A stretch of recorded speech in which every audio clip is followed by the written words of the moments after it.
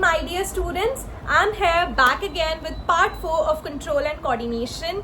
लेकिन part 4 पढ़ने से पहले let's revise कि हमने part 1st to 3rd में क्या पढ़ा था. हमने 1st और 2nd पार्ट में ये देखा था कि एंडोक्राइन और एक्सोक्राइन ग्लैंड्स के बीच में क्या डिफरेंस होता है एंड ह्यूमन की बॉडी में कितने एंडोक्राइन ग्लैंड्स मिलते हैं, किस ग्लैंड का क्या काम होता है और किस ग्लैंड से कौन सी हार्मोन मिलते हैं और हार्मोन का क्या काम होता है. देन हमने पार्ट 3 में पढ़ा था कि ट्रॉपिक मूवमेंट्स क्या होते हैं एंड कितने ट्रॉपिक मूवमेंट्स हम एनवायरनमेंट में ऑब्जर्व कर सकते हैं एंड ट्रॉपिक मूवमेंट से किस पैटर्न में एग्जाम में क्वेश्चन आते हैं. That was diagram based. So I hope कि आपने पहले के 3 लेक्चर देखे होंगे, तभी आपको ये आगे का लेक्चर देखना बेनिफिशियल रहेगा. Then let me tell you very good thing कि बेटा लर्न तो सब कर लेते हैं, लेकिन लर्न से भी जो ज्यादा इंपॉर्टेंट थिंग है इट इज रिविजन. जो बच्चा रेगुलरली टॉपिक्स को रिवाइज करता रहेगा वो बच्चा फॉर श्योर डेफिनेटली बोर्ड्स में बहुत अच्छा स्कोर करेगा, because consistency is the only key to good marks in board exam. So with that spirit let's start with part 4, जिसमें आज हम पढ़ने वाले हैं what is Nastic movements. What is Nastic movement? Nastic movement actually में होता क्या है. हमने बहुत अच्छे से पढ़ा था कि ट्रॉपिक मूवमेंट क्या होता है. ट्रॉपिक मूवमेंट एक ऐसा मूवमेंट है जिसमें ग्रोथ होगा, एक ऐसा मूवमेंट है जिसमें कुछ ना कुछ डायरेक्शन होगी, यानी कि डायरेक्शनल ग्रोथ होगी, यानी कि किसी डायरेक्शन में ग्रोथ होगी. So tropic movement is a type of movement which is a directional movement. उसमें कुछ ना कुछ डायरेक्शन होगी, डायरेक्शन मिलेगी और साथ ही साथ उसमें ग्रोथ होगी. ठीक है, तो हमने ट्रॉपिक मूवमेंट में ये चीज समझी थी. Tropic movement are those movement which are directional growth movement and are in response to a stimulus. और जब तक कोई स्टिमुलस होगा तभी वो मूवमेंट शो होंगी. जैसे फोटोट्रॉपिक मूवमेंट में कौन सा स्टिमुलस होता है? लाइट. जियोट्रॉपिक में ग्रेविटी. हाइड्रोट्रॉपिक में वाटर. कीमोट्रॉपिक में केमिकल. थिग्मोट्रॉपिक में टच. सो ऐसे मूवमेंट्स जिनमें डायरेक्शन हो और डायरेक्शन के साथ साथ ग्रोथ भी हो, ऐसे मूवमेंट्स को हम बोलते हैं ट्रॉपिक मूवमेंट. तो अब ये नास्टिक मूवमेंट क्या चीज है? नास्टिक मूवमेंट मींस ये भी मूवमेंट है, एक तरह का मूवमेंट है. एनसीईआरटी में 2 मूवमेंट दिए हैं, ट्रॉपिक मूवमेंट, नास्टिक मूवमेंट. लेकिन इनके बीच में क्या डिफरेंस है? ट्रॉपिक मूवमेंट में हमने पढ़ा डायरेक्शन है कुछ, लेकिन नास्टिक मूवमेंट में डायरेक्शन नहीं है. नो डायरेक्शन, यानी कि फिक्स नहीं है कि स्टिमुलस के टुवर्ड्स होगी मूवमेंट या स्टिमुलस के अगेंस्ट मूवमेंट होगी. नहीं, ऐसा कुछ भी मेंशन नहीं होता है इन मूवमेंट्स में कि अगर यहाँ पे स्टिमुलस रखा है तो मूवमेंट स्टिमुलस के तरफ होगी या स्टिमुलस से अगेंस्ट होगी. नहीं, ऐसा नहीं होता. कोई भी स्पेसिफिक डायरेक्शन नहीं होती है. और साथ ही साथ क्या इसमें ग्रोथ होती है? नहीं, इसमें ग्रोथ भी नहीं होती. So let me tell you very important question for boards exam कि ट्रॉपिक मूवमेंट और नास्टिक मूवमेंट के बीच में डिफरेंशिएशन आता है. You should know a very good point division and point differentiation of this topic कि ट्रॉपिक और nastic में क्या डिफरेंस है. Tropic movement is a directional movement. उसमें कुछ ना कुछ डायरेक्शन होगी, या तो स्टिमुलस की तरफ जाएगा या स्टिमुलस के अगेंस्ट जाएगा. जैसे लाइट, हमने लाइट में पढ़ा था कि शूट टुवर्ड्स जाएगा, रूट अगेंस्ट में जाएगा, तो उसमें कुछ डायरेक्शन थी स्टिमुलस की तरफ या स्टिमुलस के अगेंस्ट. लेकिन nastic movement is non directional movement. इसमें कोई भी डायरेक्शन नहीं होती है. देन हमने पढ़ा था tropic movement is a growth movement. उसमें ग्रोथ होती है, लेकिन नास्टिक मूवमेंट में कोई भी ग्रोथ नहीं होती है. देन नास्टिक मूवमेंट मिलता कहाँ है भाई देखने के लिए? आपने कभी कभी देखा होगा कि लाइट पड़ी एंड फ्लावर एकदम से खुल गया, एंड रात हुई फ्लावर एकदम से बंद हो गया. तो लाइट पड़ी तो फ्लावर खुल गया और लाइट गई तो फ्लावर बंद हो गया. तो क्या ये कोई ग्रोथ है? Is this a growth? Size बड़ा हो रहा है या छोटा हो रहा है, कुछ ग्रोथ हो रही है? नहीं. या ऐसा कुछ है कि लाइट की तरफ ग्रो करते हुए खिल रहा है या लाइट से अगेंस्ट ग्रो करते हुए खिल रहा है फ्लावर? नहीं. ना ही कोई डायरेक्शन है और ना ही कोई ग्रोथ है. तो ऐसे मूवमेंट को हम बोलते हैं nastic movement. So nastic movement are non-directional, non-growth movements. Non-directional, non-growth movement in response to a stimuli. इसमें भी कुछ ना कुछ stimuli होगी, लेकिन ग्रोथ नहीं होगी और ना ही डायरेक्शन होगी. लेकिन ट्रॉपिक मूवमेंट में ग्रोथ भी होगी और डायरेक्शन भी होगी. जैसे हाइड्रोट्रोपिज्म में वाटर की तरफ रूट ग्रो करती है एंड शूट वाटर से अगेंस्ट ग्रो करती है. तो ग्रोथ तो हो रही है या तो टुवर्ड्स या अगेंस्ट. ठीक है, तो ये ग्रोथ मूवमेंट भी है और डायरेक्शनल मूवमेंट भी है, तो इसलिए उसको ट्रॉपिक मूवमेंट बोला जाता था. लेकिन नास्टिक मूवमेंट में ना ही ग्रोथ होती है ना ही कोई डायरेक्शन होती है. तो इसका सबसे पहला टाइप जो हमें पढ़ना है, जो एनसीईआरटी में मेंशन्ड है, फोटोनास्टी. फोटोनास्टी. अब फोटोनास्टी से आपको स्टिमुलस बहुत ही अच्छे से क्लियर होगा. लाइट, यहाँ पे स्टिमुलस की तरह कौन वर्क करेगा? लाइट. इसका एग्जाम्पल क्या होगा? सपोज एक फ्लावर है, ठीक है, एक फ्लावर है और फ्लावर पे क्या हो रहा है? लाइट पड़ रही है और एकदम से फ्लावर क्या करता है? ओपन करता है. और एकदम से फ्लावर क्या करता है? क्लोज करता है जैसे ही लाइट चली जाती है. तो ना ही ग्रोथ है ना ही कोई डायरेक्शन है. तो ये कैसा मूवमेंट हुआ? फोटोनास्टी.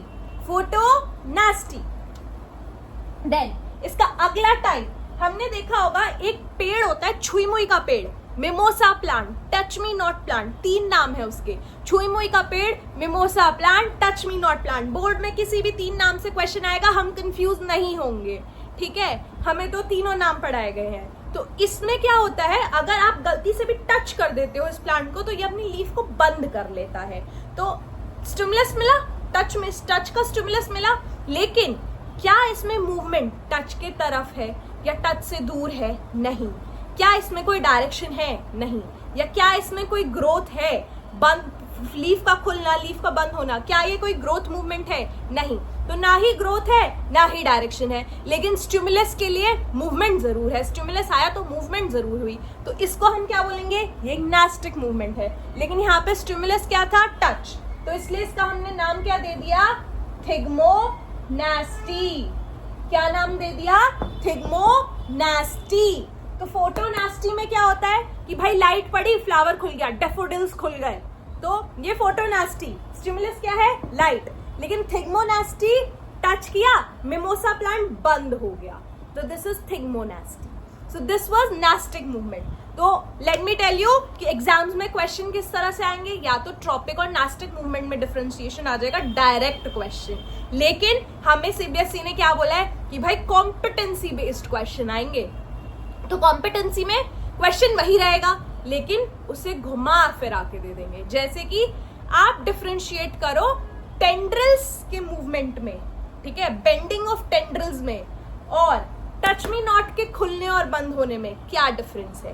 तो आपको करना वही है कि वो ट्रॉपिक है, वो नास्टिक है, वो डायरेक्शनल है, वो नॉन डायरेक्शनल है, उसमें ग्रोथ है, उसमें ग्रोथ नहीं है, करनी आपको वही चीज है. लेकिन क्वेश्चन क्या कर दिया है? क्वेश्चन बस चेंज कर दिया है. आंसर वही है, क्वेश्चन चेंज कर दिया है, क्वेश्चन की लैंग्वेज चेंज कर दी है. ठीक है, this is what competency questions, competency based questions look like. So डरना नहीं है, कॉन्सेप्ट्स को बहुत अच्छे से क्लियर करके चलना है बस. सो ये था आपके nastic movements. Nastic movements are those movements in which there is no directional, no growth, but it is in response to a stimulus. जैसे कि फोटोनास्टी, जिसमें स्टिमुलस क्या होगा? लाइट. फ्लावर्स खुलते हैं, बंद होते हैं, लाइट पड़ती है. तो थिग्मोनास्टी, टच करते हैं तो मिमोसा खुलता है, मिमोसा बंद होता है. This is thigmonasty. ठीक है, so this was about nastic movement. और हमने ट्रॉपिक मूवमेंट्स लास्ट क्लास में कवर कर ली थी. जिस बच्चे को ट्रॉपिक मूवमेंट में डाउट है, आप लास्ट वीडियो देखिए, तब भी कोई डाउट आ रहा है, so you can write in your comments. I will surely reply to your comments. Then हमने जो नेक्स्ट चीज करनी है, दैट इज प्लांट हार्मोन्स. जैसे हमने ह्यूमन की बॉडी में कुछ हार्मोन्स पढ़े थे, हमने ये पढ़ा था हार्मोन्स क्या होता है भाई. हार्मोन्स कुछ ऐसे केमिकल मैसेंजर्स होते हैं जो बॉडी में ग्लैंड सिक्रीट करती हैं एंड वो हमारी बॉडी में कुछ पर्टिकुलर फंक्शंस करते हैं. और इन्हें कौन सी ग्लैंड सिक्रीट करती है? Endocrine gland. और एंडोक्राइन ग्लैंड कौन सी ग्लैंड होती है? डक्टलेस, जो अपनी सिक्रीशन को डायरेक्टली ब्लड में डालेंगी. जैसे कि पेनक्रियाज. पेनक्रियाज क्या सिक्रीट करती है? इंसुलिन, जो बॉडी में शुगर लेवल को कंट्रोल करता है. जैसे कि पिट्यूटरी. पिट्यूटरी को मास्टर्स ग्लैंड बोलते हैं. क्यों बोलते हैं? Because it controls working of all other gland. लेकिन ये हार्मोन कौन सा सिक्रीट करता है? ग्रोथ हार्मोन, जो बॉडी की डेवलपमेंट कराए, बॉडी में ग्रोथ कराए। देन एड्रेनलिन कौन सी ग्लैंड सिक्रीट करती है? Adrenal gland. क्या काम होता है? बॉडी को प्रिपेयर करना इमरजेंसी सिचुएशन में, लड़ना है, भागना है, डरना है, क्या करना है, उसके लिए एड्रेनल ग्लैंड प्रिपेयर करती है, एड्रेनलिन प्रिपेयर करता है। इसलिए इस हार्मोन को इमरजेंसी हार्मोन और इस ग्लैंड को इमरजेंसी ग्लैंड भी बोला जाता है। ठीक है, तो ये कुछ हमने चीजें पढ़ी थी। तो हार्मोन्स प्लांट्स में भी होते हैं भाई, प्लांट्स में भी तो बहुत सारी चीजें हैं। कब उन्हें अपना स्टोमाटा खोलना है, कब उन्हें अपनी ग्रोथ करनी है, कब उन्हें अपनी ग्रोथ रोकनी है, ये सारे मूवमेंट कौन रेगुलेट करेगा? प्लांट्स में भी इनके लिए हार्मोन्स की सिक्रीशन होती है। सो सबसे इंपॉर्टेंट हार्मोन जो हमें पढ़ना है that is auxin. First and foremost auxin. Auxin क्या होता है? अब देखिए, ऑक्सिन एक प्लांट हार्मोन है। सबसे पहले प्लांट हार्मोन, फाइटोक्रोम भी बोलते हैं इनको, फाइटोक्रोम। फाइटोक्रोम, प्लांट हार्मोन को फाइटोक्रोम भी बोलते हैं। अगर एग्जाम में क्वेश्चन आ जाए विच फाइटोक्रोम, तो विच फाइटोक्रोम से डरना नहीं है, कंफ्यूज नहीं होना। फाइटोक्रोम मतलब प्लांट हार्मोन, प्लांट हार्मोन को ही फाइटोक्रोम बोलते हैं। तो सबसे पहला फाइटोक्रोम जो है हमारा प्लांट्स में, उसको हम बोलते हैं ऑक्सिन।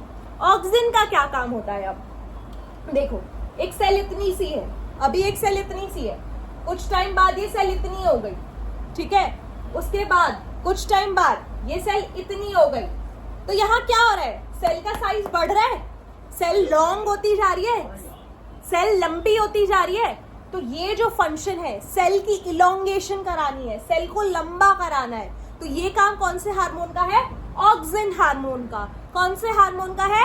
ऑक्सिन हार्मोन का। तो ऑक्सिन का क्या काम होता है? It helps in cell elongation, it helps in cell elongation. Plant की सेल को लंबा करना है, प्लांट की सेल को बड़ा करना है, प्लांट में ग्रोथ करानी है, तो ये काम कौन कराता है? ऑक्सिन हार्मोन कराता है। और ऑक्सिन क्योंकि ग्रोथ करानी है, तो ये कहाँ पाया जाएगा? 9th क्लास में पढ़ा है। 2 टिश्यू होते हैं, मेरिस्टेमेटिक और परमानेंट। मेरिस्टेमेटिक में ग्रोथ होती है, परमानेंट में ग्रोथ नहीं होती है।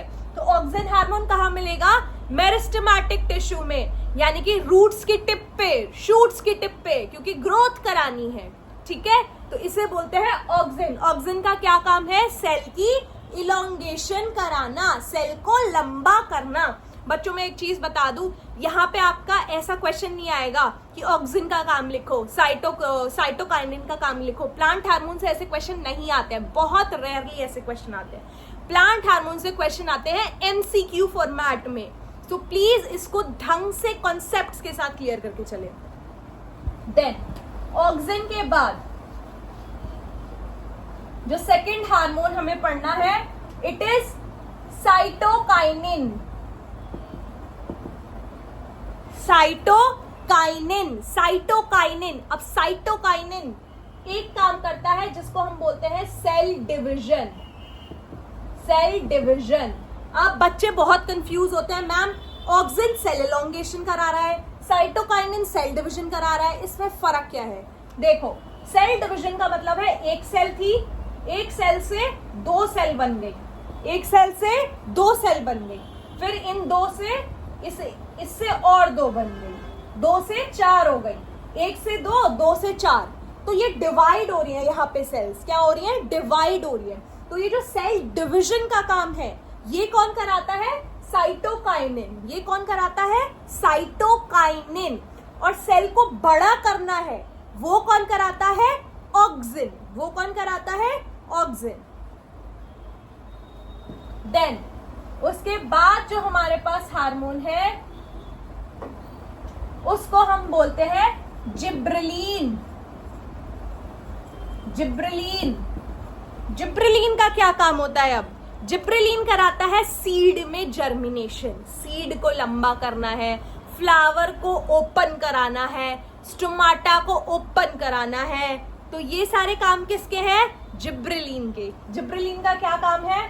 स्टोमाटा की ओपनिंग, सबसे इंपॉर्टेंट, स्टोमाटा को ओपन कराना है, फ्लावर को ओपन कराना है, सीड को जर्मिनेट कराना है, सीड जर्मिनेशन। ये सारे काम किसके हैं? ये काम है जिब्रेलिन के। जिब्रेलिन के 3 काम है, स्टोमाटा की ओपनिंग, फ्लावर की ओपनिंग एंड सीड का जर्मिनेशन।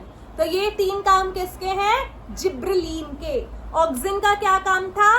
कि सेल को लंबा कराए, इलोंगेट कराए।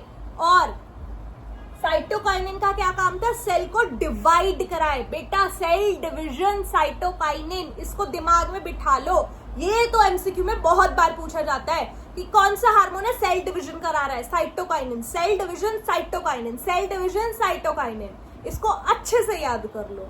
देन जिब्रेलिन क्या कराता है? स्टोमाटा को खोलता है, फ्लावर को खोलता है, सीड को जर्मिनेट कराता है। तो ये जिब्रेलिन के काम होते हैं। एंड देन लास्ट हार्मोन जो हमारे पास अब है, लास्ट हार्मोन जो हमें पढ़ना है, लास्ट नहीं बोलूंगी, सेकंड लास्ट बोलूंगी, एब्सिसिक एसिड। क्योंकि एक हार्मोन है जो एनसीईआरटी में मेंशन नहीं है लेकिन उससे क्वेश्चंस आ जाते हैं।